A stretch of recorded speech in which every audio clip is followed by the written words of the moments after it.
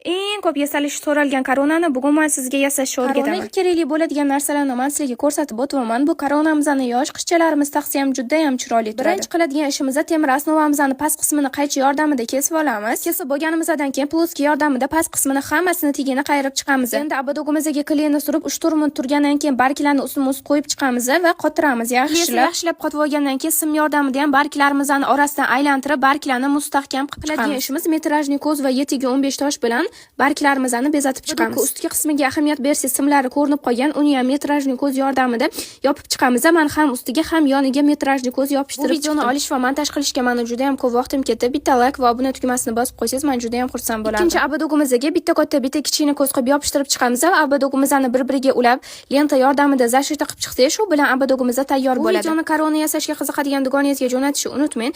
Agar shu videomiz bir kun ichida 2000 ta like yig'sa, yana yangi darsliklar qo'yishda davom etaman.